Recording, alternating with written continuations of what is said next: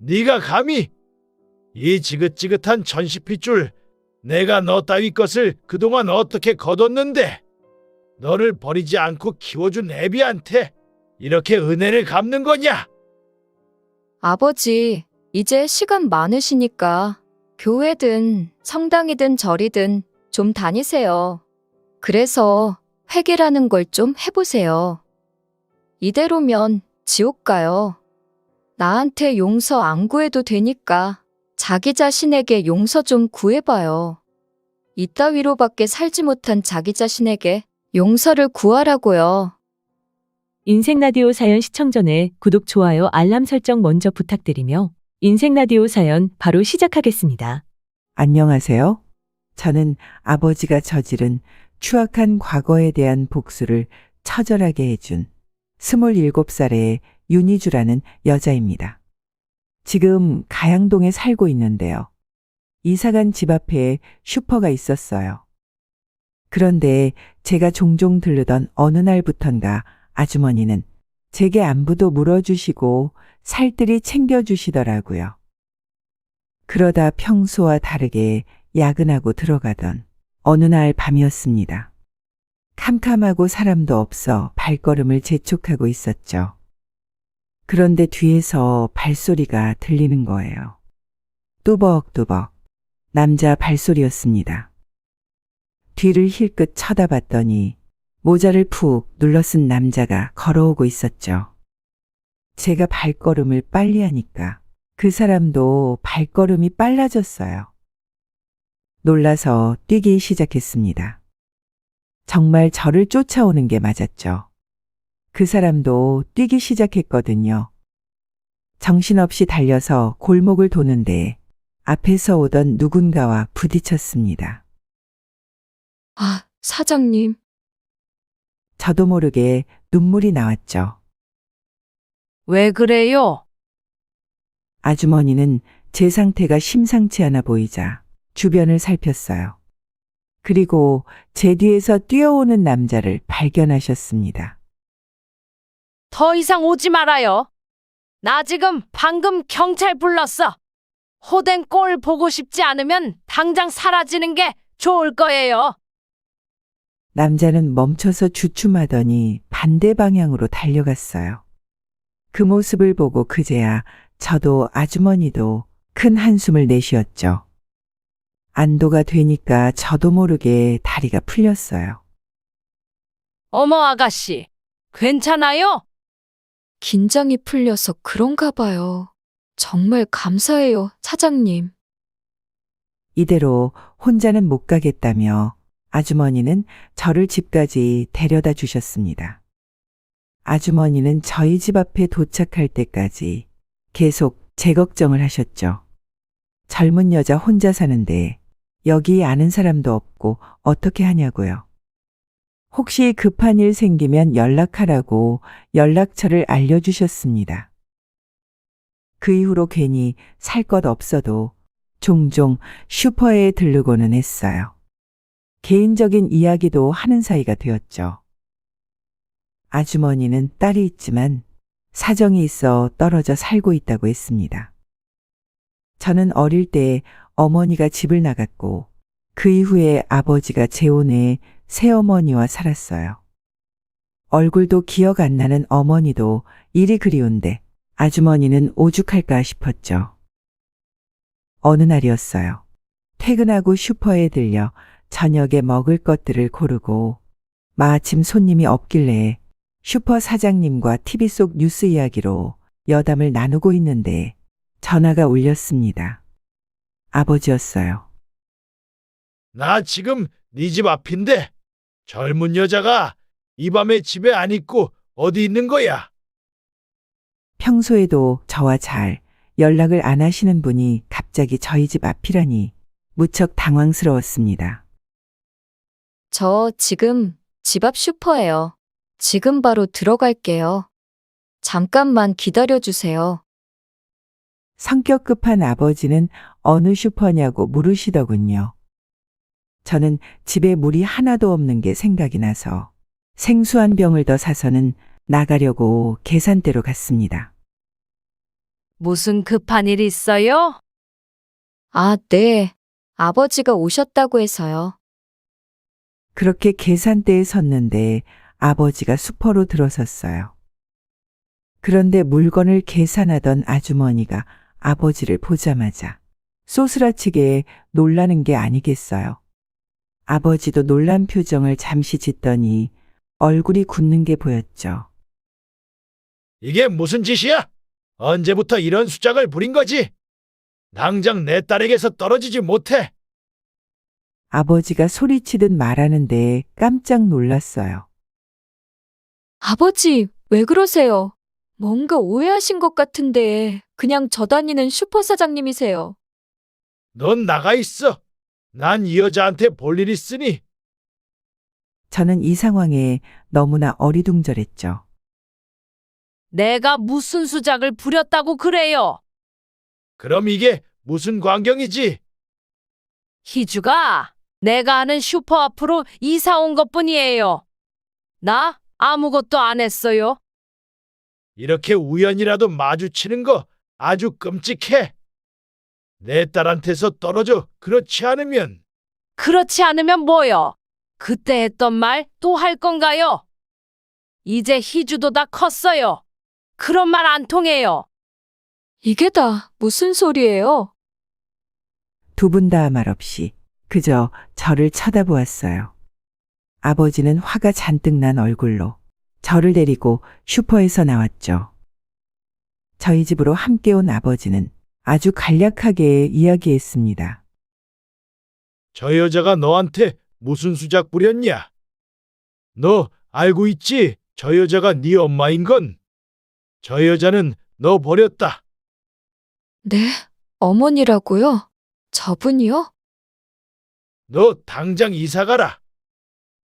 저분이 어머니라고요? 아버지가 너를 버린 나쁜 여자라고 말도 꺼내지 못하게 했던 바로 그 어머니요?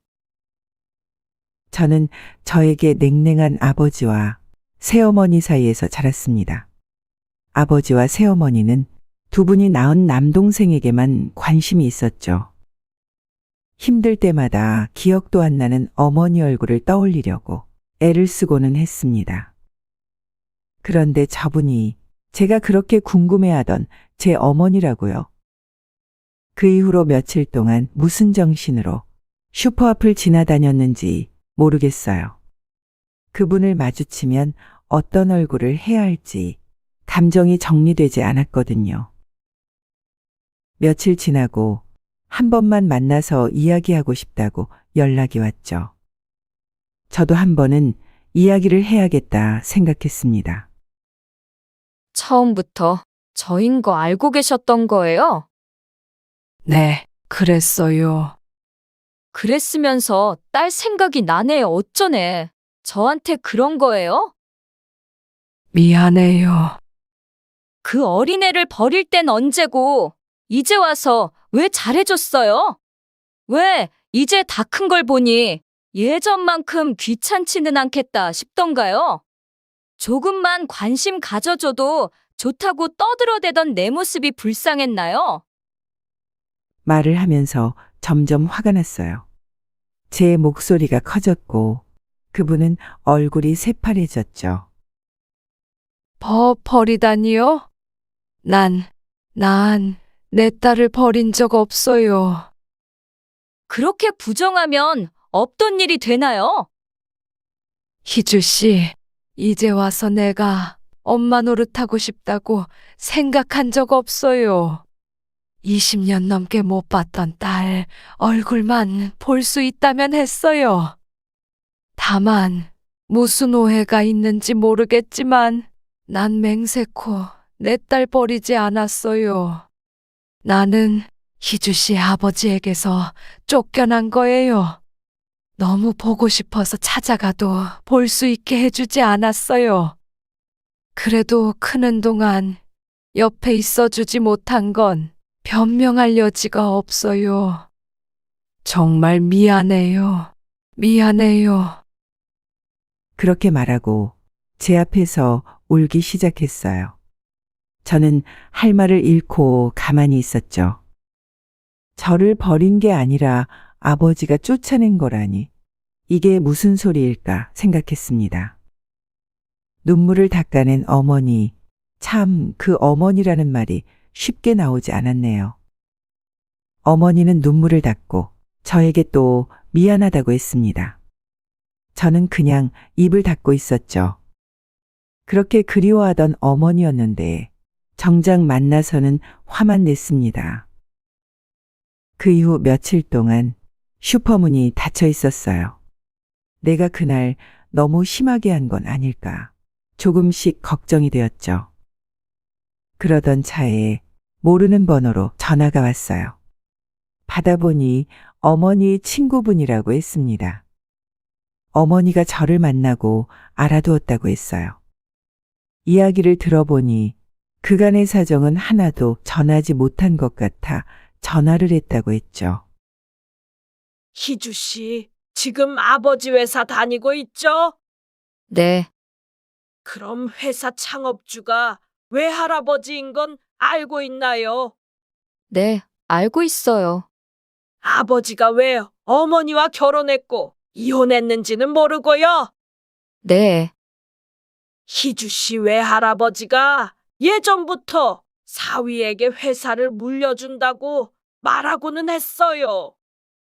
저는 그래서 희주 씨 아버지가 계획적으로 희주 씨 엄마 경애에게 접근했다고 생각해요. 처음에는 정말 경애한테 잘했거든요. 그러다가 경애 아버지가 대표직을 넘기고부터 태도가 돌변했죠. 저는 처음 듣는 이야기였어요. 슬슬 본색을 드러낸 거죠. 그 인간이 경애 학대한 건 모르죠? 살림도 부수고 경애도 때리고 그랬어요. 그때 생각하면 정말 어린 희주 씨가 있는데도 물건 집어던져서 경애가 희주 씨 감싸다가 크게 뺨에 상처도 났었어요. 어머니의 뺨에 흉터를 본 것이 떠올랐습니다. 이혼하라고 그때 얼마나 말했는지 몰라요.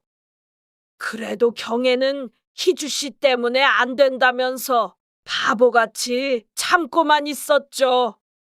그런데 적반하장으로 그 인간이 경애가 사치한다면서 거짓 증거를 만들어서 쫓아냈어요. 그뿐이 아니에요. 경애 아버지가 횡령을 했다고 뒤집어 씌웠죠. 그 일로 경애 아버지는 쓰러지셨고 결국 돌아가셨어요. 그 몹쓸 인간 장례식에도 나타나지 않았어요. 아버지가 좋은 사람은 아니지만 믿어지지 않았죠. 어머니 친구분이니 당연히 어머니 편에서 이야기하겠지 생각했어요. 장례식 치르고 희주 씨 찾겠다고 집으로 갔는데 그 사이에 이사를 갔더래요. 한참 후에 겨우 희주 씨 찾았는데 희주 씨 아버지가 알아내고 난리가 났었대요. 이러면 희주 씨를 가만두지 않겠다고요. 그러니 어쩌겠어요. 아무런 힘도 없는 경애는 그냥 물러날 수밖에 없었죠. 저 이런 이야기는 처음 들었어요. 그래서 좀 정신이 없네요. 저는 솔직하게 이게 사실이라고 해도 내가 뭘 어떻게 해야 할지 모르겠다고 했습니다. 어머니 친구분은 이해한다고 그저 어머니에 대한 오해를 풀었으면 해서 한 이야기라고 했죠. 어머니 친구분은 오지랖 부려 미안하다면서 전화를 끊었어요. 어느 정도는 사실일지 몰라도 좀 과장된 것이 아닐까 생각했습니다. 너무 드라마 같은 이야기잖아요. 더군다나 요즘 아버지가 전과 다르게 저에게 연락도 종종 하시고 안부도 묻고 하십니다. 전에는 저희 집에 오시는 일이 전혀 없었는데 지난번처럼 찾아오시기도 했죠. 그래서 아버지가 나이가 드시더니 달라지셨나 싶어 저도 좀 더 잘해드려야지 생각하던 참이었어요. 그런데 이런 이야기를 들으니 마음이 뒤숭숭했습니다. 그렇게 시간이 흘러 찜찜한 마음을 가지고 명절이 되어 아버지 댁에 오랜만에 가게 되었습니다. 아버지는 저를 따로 불러 이야기했습니다. 너 그때 말고 그 여자 만난 적 있냐? 네? 아니요. 다시는 만나지 마라. 그런 여자 네 어머니도 아니다. 네. 똑바로 말해. 만나지 않겠다고. 네. 안 만날게요. 그리고 너 곧 날 잡을 테니까 선보아라. 네? 선이요? 뭘 놀라냐? 네 나이를 생각해야지. 회사에 크게 도움되는 집안 큰 아들이다. 회사에 왔다가 널 본 모양이야. 날 잡으면 연락할 테니까 잘 단장하고 나가. 네. 저는 아버지에게 반박을 해본 적이 한 번도 없었어요.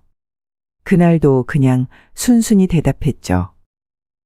그날 오후에 남동생이 부모님과 쇼핑하러 간다면서 저를 불렀습니다.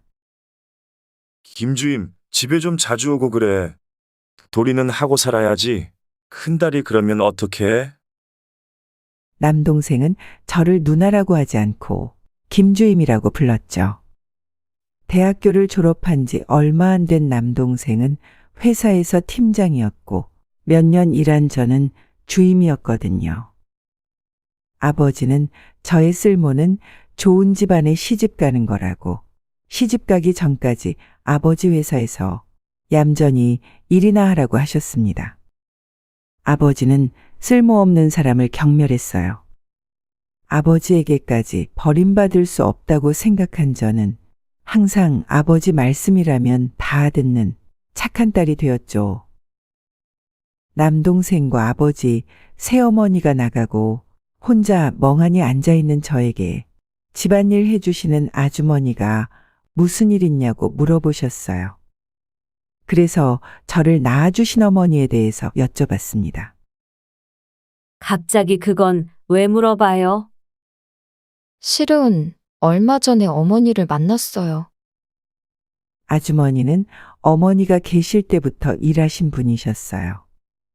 외톨이인 저를 어릴 때부터 많이 챙겨주셨습니다. 그런 분위기에 아주머니에게 어머니와 만나게 된 것과 어머니 친구분의 이야기를 해드렸죠. 그 말들이 아마 맞을 거예요. 전 사모님 얼굴에 크게 상처도 났었고 많이 맞으셨어요. 전 사모님이 집을 나가신 지 얼마 안 되어서 급하게 이사를 갔죠. 그리고 한 달도 안 되어서 지금 사모님이 들어오셨어요. 사실이었다니. 확인해 주시는 아주머니 말씀에 정신이 아득해졌습니다. 더구나 어머니와 이혼 전부터 새어머니와 만났던 사이였다니 기분이 참 더러웠어요. 다른 사실은 몰라도 아버지가 바람을 폈다는 건 사실이겠죠. 시기가 말이 안 되니까요. 이런 마음으로 선보러 나가고 싶지는 않았습니다. 그래서 선보지 않겠다고 말해야겠다 마음먹었어요. 집에서보다 회사에서 이야기하면 아버지도 덜 화내실 것 같아 아버지 사무실로 갔죠. 아버지는 외근 중이셨어요. 비서가 금방 들어오실 거라고 해서 사무실에 들어가 기다렸습니다. 그러다 커피를 좀 더 타려고 별실에 들어갔죠. 그때 아버지가 들어오는 소리가 들렸어요. 나가서 아버지에게 인사하려는데 대화 소리가 들렸죠. 웬만한 집안에서는 탐내게 만들었는데 그 집안에서는 어떨지 모르겠군. 그쪽 사모가 좀 깐깐한가? 아니요, 무난한 성격으로 알고 있습니다. 그럼 뭐? 이 전무가 김비서 시켜서 희주 좀 준비시켜. 지금 우리 회사에서 가장 중요한 일이라고. 회사 프로젝트다 생각하고 준비해. 알았지? 걱정 마십시오, 대표님.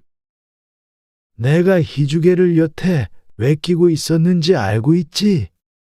내가 전시핏줄 몰아내느라 그 고생을 했는데 그 천한 핏줄을 왜 데리고 있었겠어? 이게 다 회사를 위한 일이야. 하나하나 다 체크해서 전시장에서 통하는 상품으로 만들었다고. 다른 사람은 몰라도 이 전문은 알 거야. 그럼요. 사람이 어떻게 말을 저렇게 할 수가 있죠? 저는 아버지에게 딸이 아니라 그저 선시장의 상품이었던 거였습니다. 내가 요새 관리 좀 해서 애는 괜찮은데 애미가 문제야. 괜히 이상한 바람 넣을 수 있어. 하필 지금 나타나서는 가만 놔둬서는 안 되겠어. 어머니 친구분에게 들었던 말들이 정말 사실인 걸까? 아버지가 무서워졌습니다. 그렇다고 그렇게 계속 그곳에서 이야기를 듣고 있을 수는 없었어요. 별실 문을 열고 사무실로 나왔죠. 아버지 오셨어요? 되도록 아무렇지 않은 척 밝은 목소리로 말했어요. 네가 왜 거기서 나오냐? 아버지 좀 뵈려고 했는데 김 비서님이 안에 들어가 있으라고 해서요. 커피 좀 더 마시려고 타고 있었어요. 안녕하세요, 전무님. 김 비서님, 자리 비우셨나 봐요. 그래. 김 비서가 자리 비웠는데 그 전에 왔었구나. 무슨 일로 왔냐고 묻는 아버지에게 선날짜 정해졌냐고 어물쩡 둘러대는 말로 물어봤습니다. 몇 마디 겨우 하고 사무실 밖으로 나와 한숨을 내쉬었죠. 저는 그 길로 어머니에게 연락했어요. 어머니를 만나봐야 했습니다.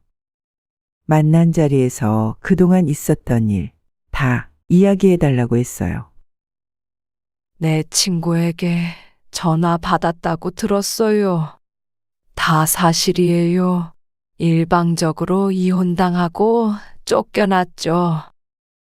말씀 편하게 하세요. 그래도 내가 무슨 염치로. 아니에요. 그냥 말로 오세요. 제 어머니시잖아요. 그래, 고맙다. 어머니는 잠시 한숨을 쉬고 이야기를 이어갔습니다. 네 아버지와 헤어질 때 돈 한 푼 받은 것이 없었어. 돈이 있어야 사람을 써서라도 너를 찾을 텐데 그 돈 한 푼이 없었지. 몇 년 동안 이것저것 닥치는 대로 일해서 너를 찾았는데 네가 다니는 학교에 찾아갔는데 하필 너를 데리러 온 기사 아저씨가 날 봤더구나. 며칠 뒤에 네 아버지가 나를 찾아왔다.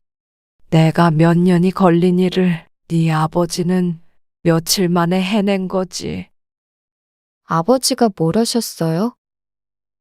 계속 내가 네 주위에 얼쩡거리면 너를 가만두지 않을 거라고 했어. 마치 너를 딸이 아닌 인질처럼 말하더라. 내가 당했던 폭력을 너에게 저지를까봐 너무 걱정되었어. 너를 데려올 수도 없는 나는 할 수 있는 일이 없었지. 그래서 네 아버지가 시키는 대로 했다. 네가 잘못된다면 나는 살아갈 수 없었을 거야. 그래도 네가 보고 싶어서 몇 년에 한 번씩은 멀리에서, 정말 멀리에서 봤다. 전 전혀 몰랐어요.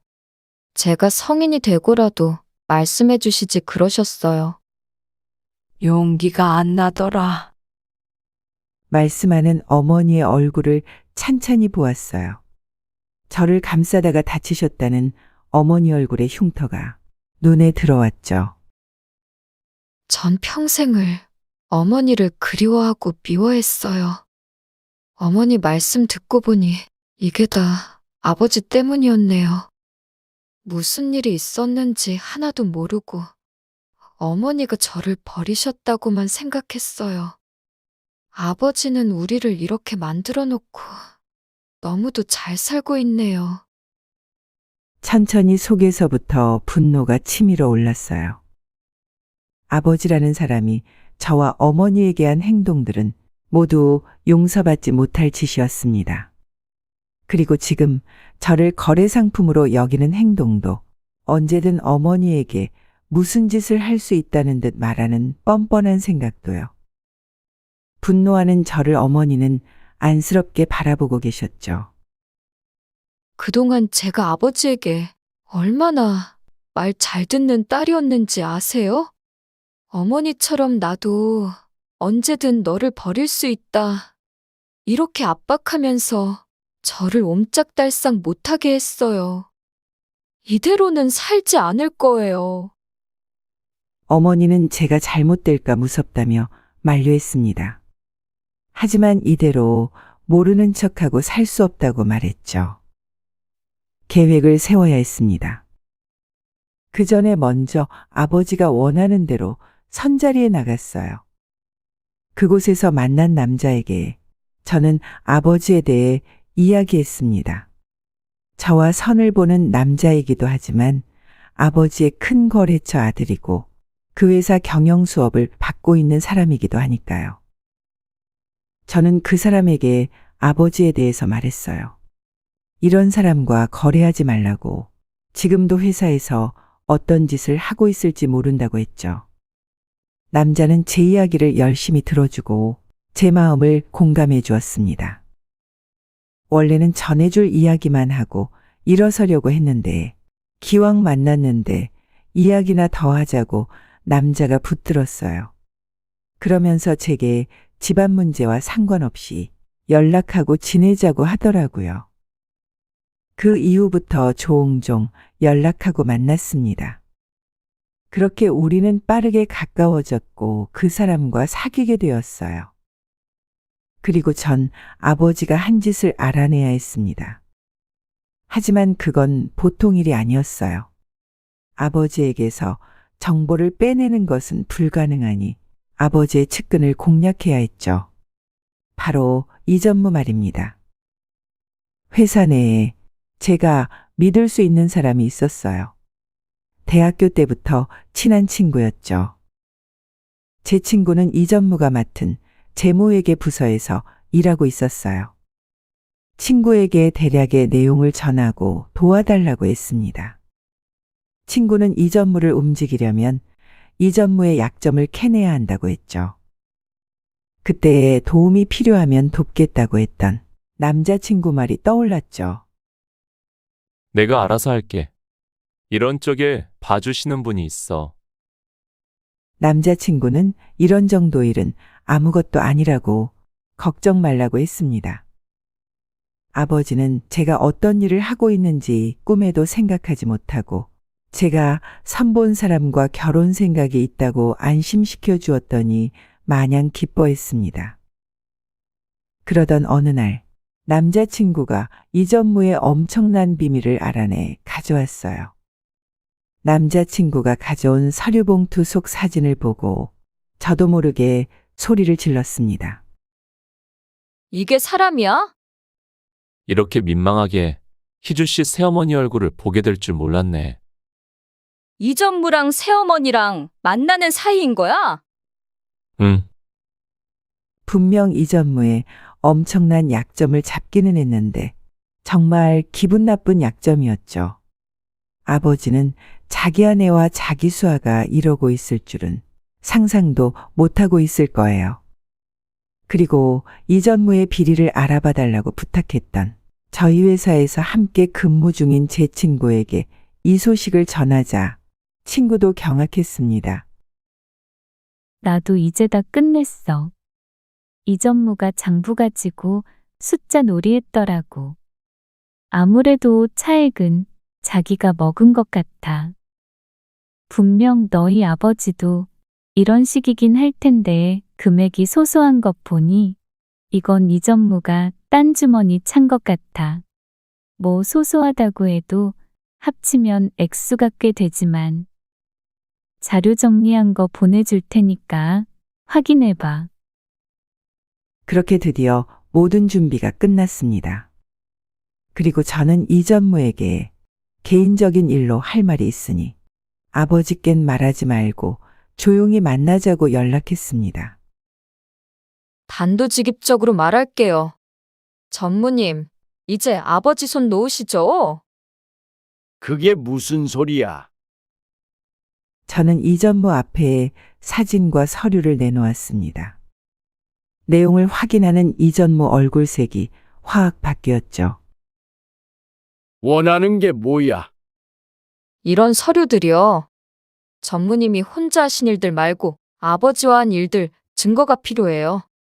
20년 전 일부터 지금까지 싹 다요. 무슨 일을 하려는 거야? 회사에서 아버지 내쫓을 거예요. 이제 내려오실 때도 됐어요. 갑자기 왜 이러는 거야? 제가 꼭 알아야 했던 일들을 이제 알았거든요. 어떻게 하실래요? 이 사진이랑 서류 들고 아버지한테 가는 게 나을 텐데 괜히 이리 왔나요? 아버지 오른팔 잘라내는 것도 나쁘지는 않은 일인데. 아, 제가 아버지에게만 가지는 않겠죠? 전무님이 개포동에 사셨죠? 너답지 않게 왜 극단적으로 이러냐? 전무님, 아버지가 시키는 일 뒤처리하고 그런 거 지겹지 않으세요? 이제 내려놓고 사세요. 이번 일 해주시면 전무님은 자리 보존하시게 해드릴게요. 이전무는 상황 판단이 빠른 사람이었죠. 어차피 충성심으로 아버지에게 붙어 있던 것도 아닐 테니 더 그랬을 겁니다. 시간 끌어봐야 소용없다고 생각했는지 조금 있다가 말했어요. 알겠다. 준비할 시간을 좀 다오. 이전무가 준비하는 동안 저는 다른 일에 나섰어요. 아버지가 버린 추악한 과거를 밝혀야 했으니까요. 저는 아버지 집에 새어머니와 저와 셋이 있을 때를 노려 녹음기를 몰래 켜고 이야기를 슬쩍 꺼냈죠.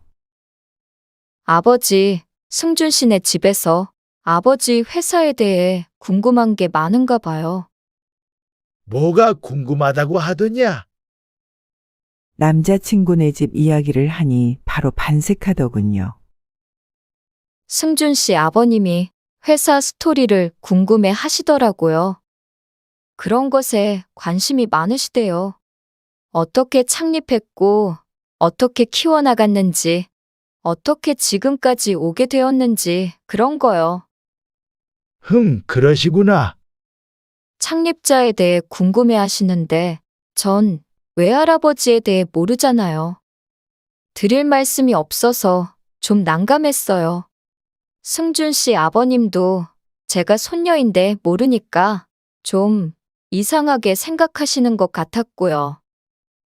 나랑 만났을 때 물어보시면 뭐 언제든 말씀드릴 텐데, 허허. 네. 그런데 아무래도 제가 더 편하시니까 이것저것 여쭤보셨겠죠. 아버지가 말씀해 주시기 그러시면 제가 좀 공부한다 생각하고 알아봐도 될까요?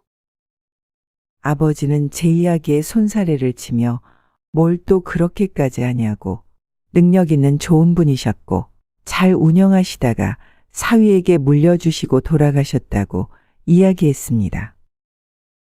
그런데 제가 듣기로는 외할아버지 그만두시고 문제가 좀 있었다는 것 같던데요?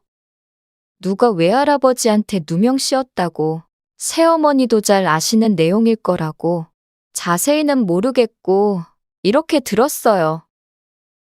그런 소리는 어디에서 듣고 그런 말을 하냐? 당장 언짢아진 표정으로 아버지는 저에게 말도 안 되는 소리 하지 말라고 했죠. 외할아버지 명의를 생각해서 더 이야기하고 싶지 않다고 하면서요. 새어머니도 표정이 좋지 않았죠. 저는 자리에서 일어나 방으로 갔습니다. 제가 일어난 자리에 켜놓은 가방 속 녹음기는 놔두고요. 아버지와 새어머니가 걸려들었을까 초조한 마음으로 기다렸죠. 1시간쯤 지나고 숨겨두었던 녹음기를 챙겨들고 집으로 왔습니다. 그리고 녹음 내용을 들어보았어요. 쟤 뭔가 아는 거 아니에요? 새엄마의 목소리에서 초조함이 느껴졌죠. 뭐 어디서 헛소문이라도 들었나 보지. 아니에요. 뭘 알고 하는 소리 같은데. 그러니까 내 이야기를 하지. 지까짓 게 알면 뭐? 뭐긴 뭐예요. 지금 혼사를 앞두고 있는데 일을 그르치면 안 되니까 하는 소리지. 그때 돈 빼돌린 거 지네 외할아버지가 아니라 당신이랑 우리 아버지라는 거 알면 뒤집어질 텐데 왜 하필 사돈 어른은 그런 걸 물어봐서 애가 관심 가지게 만들어. 제 여태까지 옛날 일에 관심 가진 적 없잖아요. 그냥 좀 저러다 말겠지. 제가 그러잖아. 사돈 어른이 궁금해서 그런다고. 이 양반이 왜 이렇게 아무렇지가 않아? 소문으로라도 들으면 안 되는 이야기를 제가 하니까 그러잖아요. 그 고리적 이야기가 소문으로 돌면 지금은 어떻겠어요? 지금도 살살 빼돌리고 있는 거 그것도 소문나면 어쩌려고 그래요? 어떻게 좀 해봐요. 아니, 희주 몰라? 쟤 내 말이면 끔뻑하는 애인 거 알면서 그래. 별 걱정을 다 한다. 내가 아까 한마디 했으니 조용해질 거야. 조용해지지 않으면 조용히 시키면 될 일이고. 확실히 해요. 당신만 상관 있는 일 아니잖아.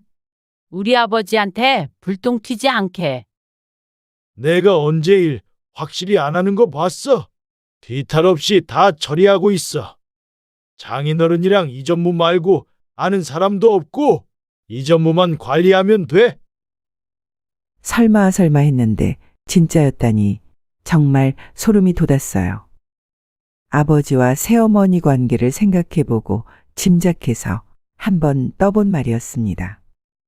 아무 이득이 없으면 관계를 맺지 않는 아버지가 새어머니와 결혼했고 결혼 시기가 딱 외할아버지를 몰아내는 시점이었죠. 거기다 새어머니가 자기가 아버지와 결혼하고 나서 아버지도 새어머니네 친정도 돈을 더 잘 번다고 그게 다 본인 덕분이라고 으스대는 것을 여러 번 들었거든요. 정황상 의심만 했던 일이 진짜였다니 쌍으로 정말 충격적인 인간들이었습니다. 이제는 회사에서 중심이 되어 일을 추진할 분이 필요했어요. 혹시나 하고 어머니에게 여쭤보았더니 어머니가 조 이사님을 말씀해 주셨죠. 외할아버지와 함께 일했고 믿을 만한 분이라고 했습니다. 저는 성함만 알았지 잘 모르는 분이었어요. 그래서 사내 평판이나 세력, 추진력이나 강단은 어떤지 정말 믿을 만한 분인지 알아보았죠. 사람들 말이 다들 좋았어요. 자기 세력이 꽤 있어서 아버지가 견제하고 있다고 들었습니다. 그렇다고 사내 정치를 하는 분은 아니었고 인품과 능력이 뛰어나서 사람들이 모이는 분이라고 했죠. 그래서 어머니와 함께 조 이사님을 만났어요. 조 이사님은 어머니를 만나고 정말 반가워하셨죠. 인사를 나누고 저는 본론을 꺼냈습니다. 아버지의 녹음 파일을 들려주고 이전무 이야기를 했어요. 이사님의 힘이 필요합니다. 사람들을 설득하고 이사회를 열고 일을 진행할 분이 필요해요. 제가 알기로 아버지가 조 이사님을 은근히 견제하고 있다고 알고 있는데 맞나요? 그렇긴 하죠. 그래도 이 녹음 파일만으로는 일이 이루어질 수 없어요. 이전무가 정말 자료를 가져온다면 그것 보고 다시 말하죠. 네, 알겠습니다, 이사님. 이 일이 아버지를 회사에서 쫓아내는 것으로 끝나지 않을 거예요. 다음 대표가 필요하죠. 제 말에 조 이사님은 가만히 듣고 있었습니다. 한 가지 더 말씀드리자면 조 이사님이 회사를 맡으시면 지지부진한 A기업과의 프로젝트 계약도 신속하게 진행될 겁니다. A기업은 제 남자친구 아버님이 경영하는 회사였죠. 남자친구와 함께 남자친구 아버님을 찾아뵙고 이 모든 일을 다 말씀드렸었습니다. 아버님은 지지한다고 회사 일이 정리되면 계약을 마무리 짓겠다고 하셨어요. 얼마 후 이전무에게 연락이 왔습니다. 역시 이전무는 여우 같은 사람이었어요. 그동안 아버지가 시킨 일들의 자료를 모아놓았더군요. 생각보다 많은 자료에 제가 놀라워하자 이전무가 딱 잘라 말했습니다. 나부터 살아야지. 내 자리 보존 어떻게 보증해 줄 거야? 불안하시면 녹음하셔도 되고 서류로 정리하셔도 됩니다. 네 말 녹음해서 뭐 했어? 이 일 책임지고 진행할 누군가가 있을 거 아냐? 그 사람의 확답이 필요하다. 그래서 조 이사님과 함께 자리를 마련했습니다. 그 자리에서 조 이사님에게 자료를 보여드렸고 조 이사님은 이전무가 원하는 대로 확답을 해주었어요. 조 이사님은 일이 늦게 진행되면 좋을 것 없다고 했죠. 그 뒤로 모든 일이 척척 순식간에 이루어졌습니다. 이사회가 열렸고 대표 해임권은 바로 통과되었어요. 저는 밖에서 이사회가 끝나길 기다리고 있었습니다. 그런데 이사회가 소집됐다는 소식에 흥분한 아버지가 이사회장으로 들이닥쳐 고래의 고래 소리를 질렀어요. 내가 조이사 저 자식을 진작에 쓸어버렸어야 했는데. 조이사 이 자식 너 이리 와. 이전무는 어디 있는 거야? 이전무. 그 순간 저와 함께 대기하고 있던 보안팀 직원분들이 아버지에게 다가가 만류했습니다. 그러다 아버지가 저를 발견했죠. 희주야, 이게 무슨 일이냐? 네 동생 어딨어? 아버지는 억울하다. 너는 알지? 아버지가 어떻게 20년간 이 회사를 지켜왔는지 말이다. 이건 모함이야, 모함. 저는 말없이 아버지를 지켜보고 있었어요. 왜 그러고 서 있어? 빨리 네 동생부터 불러. 너, 혹시 너도 한패냐?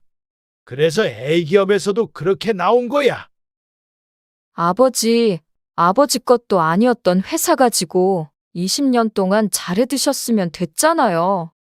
이제 짐 정리하고 나가세요. 괜히 못 볼 꼴 보이지 마시고요. 네가 감히 이 지긋지긋한 전시 핏줄 내가 너 따위 것을 그동안 어떻게 거뒀는데 너를 버리지 않고 키워준 애비한테 이렇게 은혜를 갚는 거냐? 아버지는 정말로 나를 키워준 적이 없어요. 저를 딸로 생각한 적도 없잖아요. 원래도 그랬으니 앞으로도 그렇게 생각하시고 저 안 보고 사시면 되는 거예요. 어디 이게 애비한테 눈을 치켜뜨고 소리를 질러? 아버지가 제 뺨을 내리쳤습니다. 어찌나 세게 때렸는지 얼굴이 얼얼했죠. 조 이사님이 보고 직원들에게 빨리 밖으로 내보내라고 소리 질렀어요. 이렇게 어머니도 때렸나요? 그 여자는 맞을만 했어. 그 천한 것을 내가 얼마나 힘들게 참고 데리고 산 줄 알아? 옛날에 머슴했을 그 집안에 내가 속이고 들어가서 어떻게 살았는지 아냐고. 너는 반만 양반이야. 그런 주제에 뭘 떠들어대? 지금 무슨 말을 하는 거예요? 천 씨가 신분이 낮았다는 그 근거도 없는 이야기를 믿는 사람이 진짜로 있네요. 정말 어처구니가 없다. 머슴이든 양반이든 왕족이든 상관도 없는 이야기로 무식한 티 내지 말고 입 닫아요. 뭐? 됐고, 이제 여기 아버지 회사 아니니까 그만 나가세요. 나가서 이제 어떻게 살아야 하나 궁리나 해요. 야, 너! 아버지는 분을 못 참고 계속 소리를 질렀습니다. 그러면서 질질 끌려갔죠. 더 붙잡고 그동안 참았던 감정을 다 쏟아붓고 싶은 마음이었지만 참았어요. 어머니가 보고 싶어졌죠.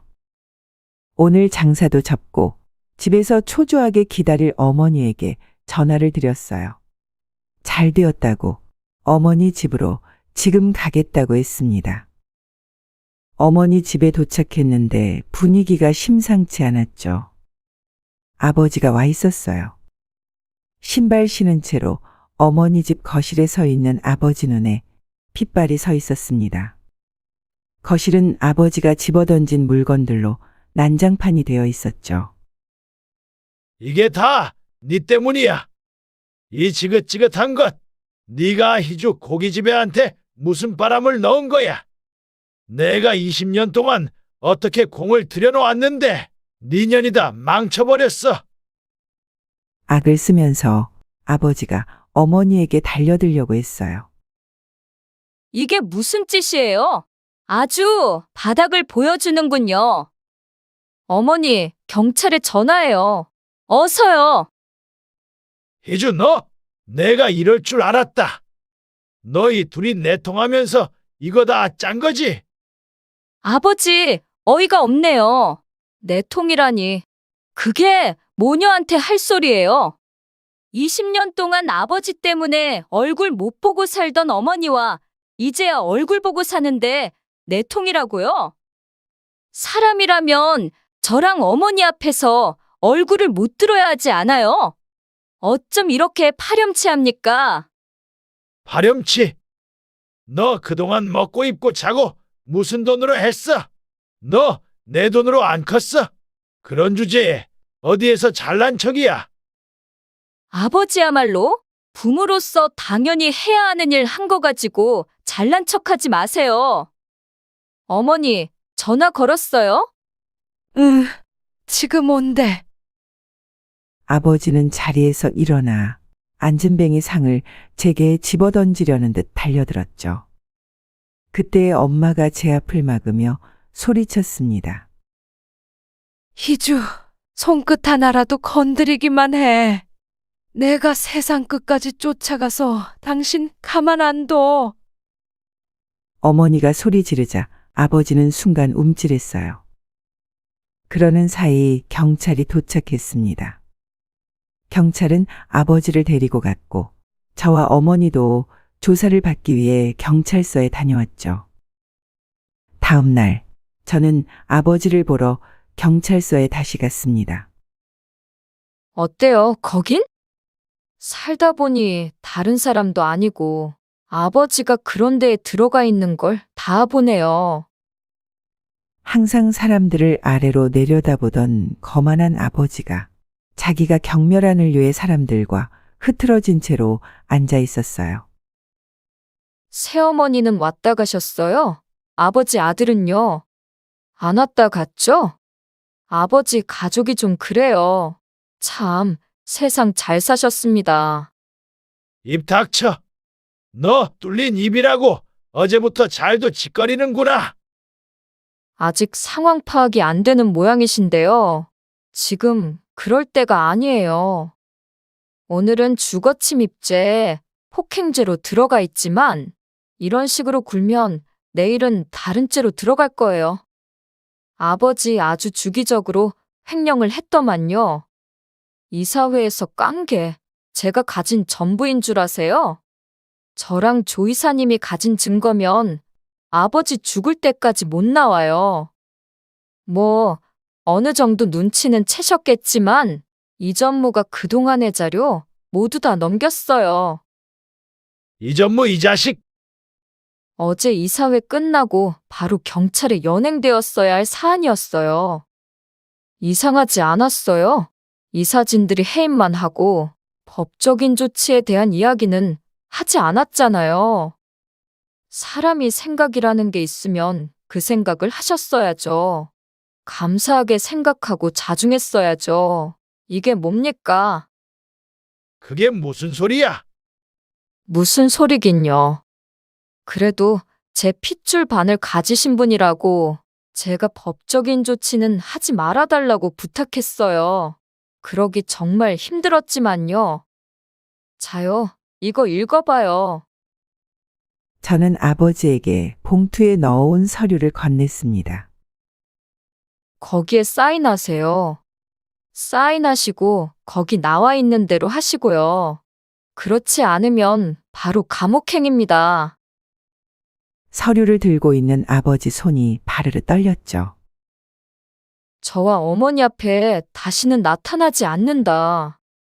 아버지와 새어머니, 새어머니네 친정에서 가지고 있는 모든 회사 지분을 내놓는다. 외할아버지와 회사의 한 짓에 대해 인정하고 자필 사과문을 작성한다. 죽은 듯이 찌그러져서 산다. 뭐, 짧게 이야기하면 그런 이야기예요. 참, 새어머니 친정회사 그리고 그 더러운 짓에 관련된 회사들은 모두 회사와 관계 정리될 겁니다. 내가 이따위 것에 사인할 것 같아. 안 하면 감옥 간다니까요. 증거 있는 거 다 아시잖아요. 그러면 아버지 아들은 뉴스에서 아버지를 볼 수 있겠네요. 아들 앞에서는 멀쩡한 척 잘하시는데 아들이 충격 좀 받겠네요. 저는 걔가 한 번씩 눈빛으로 아버지 존경한다고 말하는 걸 보면 그렇게 역겹더라고요. 그 꼴 이제 그만 볼 수 있겠네요. 뭐, 저는 이러나 저러나 상관없이 좋아요. 당장이라도 저를 잡아먹을 것 같던 아버지가 수그러드는 것이 보였습니다.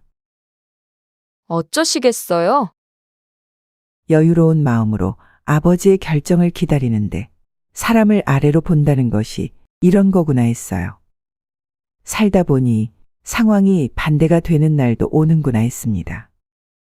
아버지는 드디어 침통한 표정으로 입을 열었어요.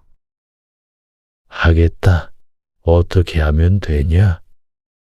경찰서에서는 오늘 중으로 나오실 거예요. 그럼 내일 오전 10시에 사무실로 가세요. 조 이사님이 다 준비해 두셨어요. 알겠다.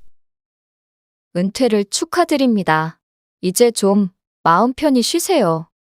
새어머니랑 산책도 다니시고 아들이 돈 벌어오면 그 돈으로 고기도 사드시고 아들은 회사를 그만둬야 하겠지만 뭐 금방 다른 데 취직하겠죠. 평사원으로. 아버지는 저를 노려보았지만 정말 신기하게도 하나도 무섭지 않았죠. 얼마 전까지만 해도 아버지 앞에서 싫다는 말 한마디도 못하던 제가 말이에요. 나오기 전에 아버지에게 한마디 더 했습니다. 아버지, 이제 시간 많으시니까 교회든 성당이든 절이든 좀 다니세요. 그래서 회개라는 걸 좀 해보세요. 이대로면 지옥 가요. 나한테 용서 안 구해도 되니까 자기 자신에게 용서 좀 구해봐요. 이따위로밖에 살지 못한 자기 자신에게 용서를 구하라고요. 제 말에 아버지는 아무 말도 하지 않았어요.